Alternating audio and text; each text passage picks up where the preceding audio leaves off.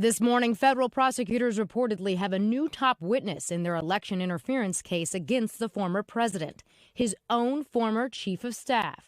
ABC News reporting Mark Meadows cut an immunity deal in exchange for his testimony, citing sources familiar with the matter, adding Meadows told Mr. Trump his repeated claims about widespread voter fraud, frankly, we did win this election, were baseless.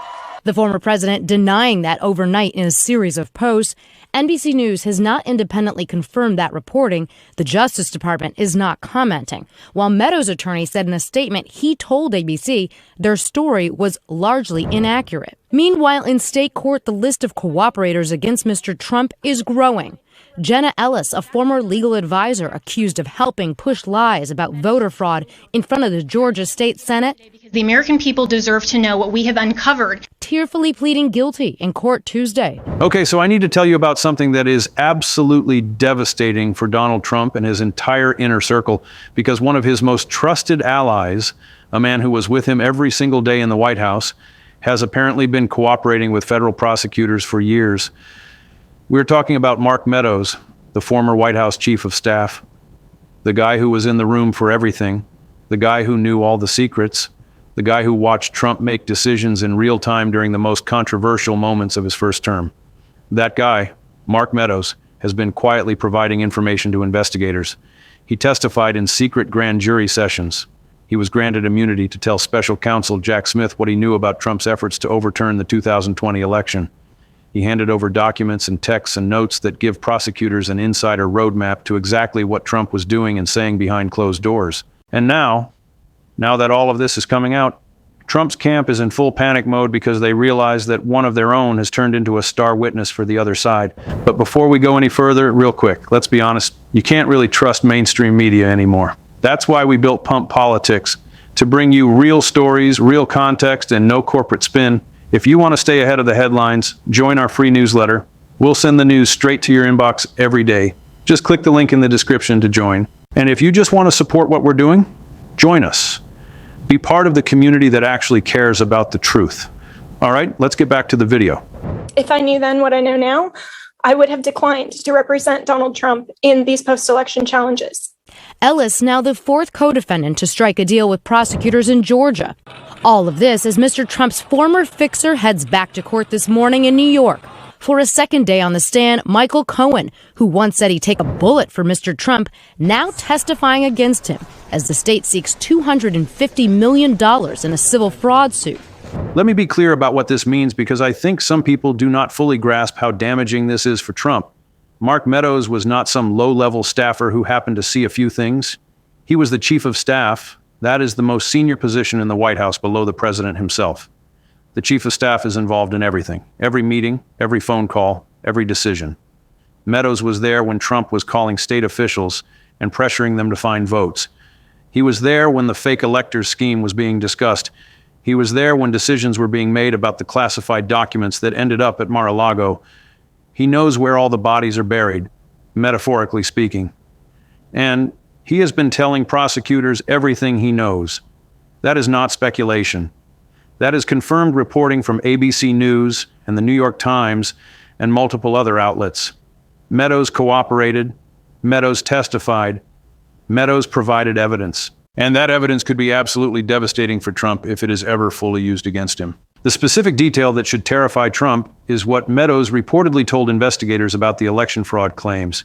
According to ABC News, Meadows told the special counsel that Trump was repeatedly warned that his claims of widespread election fraud were false.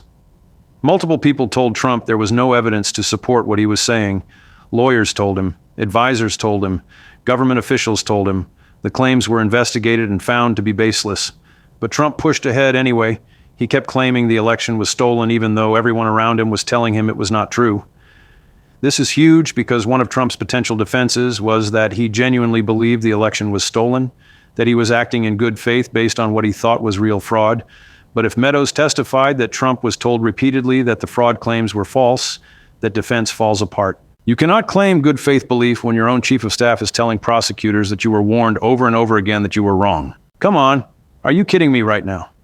Trump's former chief of staff, the man who was supposed to be one of his most loyal soldiers, has been cooperating with prosecutors and providing testimony that undercuts Trump's entire legal strategy. This is betrayal of the highest order in MAGA world. This is one of the ultimate insiders choosing self-preservation over loyalty to Trump, and the implications are staggering. Because Meadows did not just have knowledge about the election stuff. He was also a key figure in the classified documents investigation. He knew how documents were handled. He knew what was taken to Mar-a-Lago. He knew the chain of custody for sensitive materials. If he provided information about that too, and there is every reason to believe he did, then prosecutors have an eyewitness to everything that happened with those classified files. They have someone who can testify about Trump's state of mind and his intentions. They have the receipts from someone who was in the room. This is wild. This is absolutely wild. The man who was supposed to fall on his sword for Trump, the man who was supposed to take secrets to his grave, has been quietly spilling everything to federal investigators, and Trump apparently did not even know the full extent of it until it started coming out in the press. All right, so let me take you deeper into this, because understanding how Meadows ended up cooperating and what he has actually told investigators is really important for grasping how much trouble Trump could be in. This is not a simple story of someone flipping overnight. This has been a long, slow process of Meadows quietly providing information while trying to maintain the appearance of loyalty in public. And the strategy, which legal analysts have called quiet cooperation, tells you everything you need to know about how the people closest to Trump operate when their own freedom is on the line. Let me walk you through the timeline and what we know about what Meadows has actually revealed. The cooperation appears to have started years ago, well before most people realized what was happening.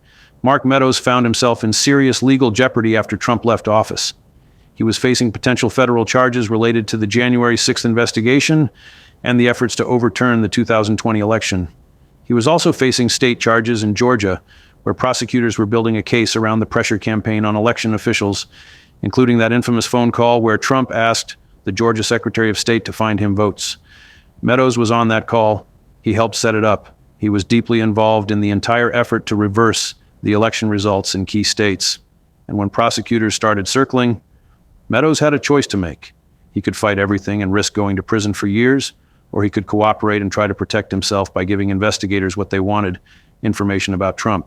According to reporting from ABC News, Meadows chose to cooperate. He was granted immunity by special counsel Jack Smith. That means prosecutors agreed not to use his testimony against him in exchange for his honest cooperation. Immunity deals like this are incredibly significant. Prosecutors do not give immunity to small fish. They give immunity to people who have valuable information about bigger targets. And there is no bigger target in these investigations than Donald Trump himself. The fact that Smith granted Meadows immunity tells you that Meadows had information prosecutors desperately wanted, and that information was about Trump. Meadows then testified to a grand jury. He sat in a room under oath and answered questions about what he witnessed during his time as chief of staff. He told investigators what Trump said in private meetings.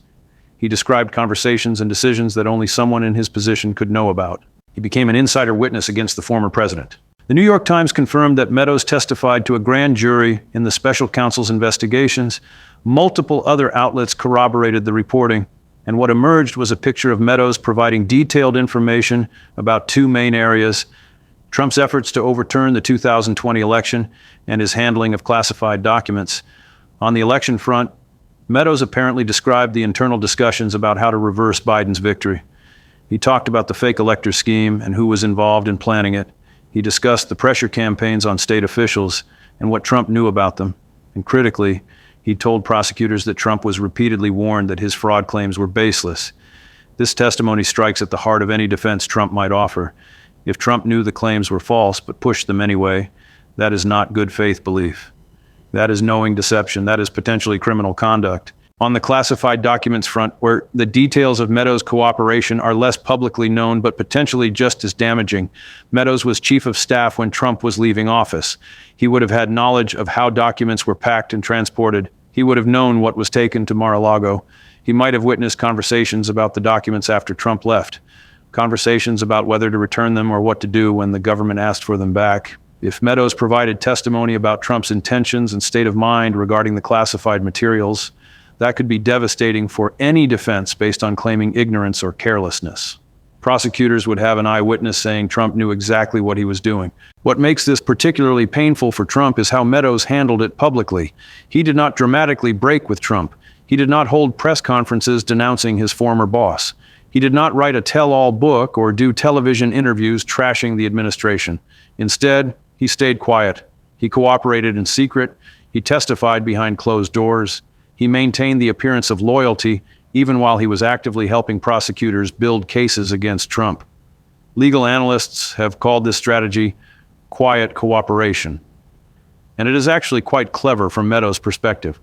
By cooperating quietly, he avoided the immediate backlash from MAGA world that would come from publicly turning on Trump. He avoided becoming a target of Trump's rage machine. He kept his options open in case Trump won again and might be in a position to help him. It was a calculated bet. Cooperate enough to protect himself legally while not burning bridges so badly that he could never return to Trump's good graces. But newer political commentary is now characterizing this as a full-on betrayal, because regardless of how quiet Meadows tried to be, the substance of what he did was helping prosecutors build cases against Trump. You cannot testify against someone to a grand jury and then claim you are still loyal to them. You cannot provide evidence that undercuts their legal defenses and say you are still on their team. The quiet part does not change what the cooperation actually was. Meadows chose his own freedom over protecting Trump. He told prosecutors what they wanted to know. He gave them the insider perspective they needed. And now that it is all coming out, Trump's camp is realizing that one of their most trusted people was working against them the whole time. The Georgia situation adds another layer of complexity and pressure. Meadows still faces state charges there over his role in the fake electors scheme and the pressure campaign on election officials. He tried to get the case moved to federal court, arguing that his actions were part of his official duties as a federal official and should be tried in federal court where he might have better chances. But the Supreme Court rejected his attempt. That ruling increased his personal legal risk significantly. He now faces trial in Georgia state court where a Trump pardon cannot save him. State charges are outside presidential pardon power. So even though Trump has pardoned various allies for federal crimes, Meadows still has Georgia hanging over his head. That gives him enormous incentive to continue cooperating wherever he can. Every piece of information he provides, every bit of testimony he offers, could potentially help him negotiate better treatment in his remaining legal battles. And here is what really scares Trump's team. They do not know exactly what Meadows said. Grand jury testimony is secret. The full extent of his cooperation has not been made public. There could be devastating details that have not come out yet, details that would only emerge if these matters ever went to trial, or if prosecutors chose to reveal them in court filings. Meadows was in the room for so much. He saw so many things. He heard so many conversations. The universe of what he could have told prosecutors is enormous. And Trump's lawyers have to prepare for the possibility that every private moment, every unguarded comment, every behind-the-scenes decision has been described in detail to federal investigators by someone who was there to witness it all. All right, so let me break this down into what it actually means and why you should care about it, because this is not just palace intrigue about who is loyal to whom. This is about the legal exposure of a former and current president and whether the people closest to him are willing to tell the truth about what happened. And I want you to understand exactly what is at stake here. Point number one, Meadows' testimony that Trump was warned about false fraud claims is legally devastating. This cannot be overstated. One of Trump's potential defenses in any prosecution related to the 2020 election was that he genuinely believed the election was stolen, that he was acting based on sincere belief, even if that belief was wrong. This defense, sometimes called the good faith defense, could potentially protect Trump from charges that require proving criminal intent. But Meadows reportedly told prosecutors that Trump was warned repeatedly that his claims were false. Lawyers told him, advisors told him, the evidence was not there, and Trump pushed ahead anyway. If a jury hears that testimony, if they learn that Trump knew the fraud claims were baseless but kept making them to try to stay in power, the good faith defense evaporates. You cannot claim you genuinely believe something when your own chief of staff is testifying that you were told over and over again that it was not true. This single piece of testimony could be the difference between Trump having a viable defense and having no defense at all. Point number two, having an insider witness changes everything for prosecutors. In most cases involving powerful people, prosecutors struggle to prove what was happening behind closed doors. They have documents and emails and phone records, but they often lack someone who can testify directly about conversations and decisions and states of mind. Meadows changes that calculation entirely. He was in the room. He heard what Trump said in private. He watched decisions being made in real time. He can tell a jury, I was there and this is what happened. That kind of testimony is incredibly powerful. Juries trust eyewitnesses. They find it compelling when someone who was actually present describes what they saw and heard. And Meadows is not just any eyewitness. He was the chief of staff, the second most important person in the White House. His testimony carries enormous credibility simply because of who he was and what access he had. Point number 3. The quiet cooperation strategy reveals how Trump's inner circle actually operates. For years, Trump has demanded absolute loyalty from everyone around him. He has attacked and destroyed people who spoke against him. He has rewarded those who stayed silent and punished those who told the truth. And that system of rewards and punishments has kept a lot of people quiet. People who know things that would be damaging to Trump but are afraid to speak. Meadows found a way to navigate that system. He cooperated with prosecutors secretly while maintaining public silence. He protected himself legally while avoiding the immediate wrath of Trump's supporters. This tells you that the loyalty Trump demands is often a facade. Behind closed doors, when their own freedom is on the line, even his closest allies will choose self-preservation. Meadows is probably not the only one. There are likely other people who have cooperated quietly, who have provided information to investigators without making a public break with Trump.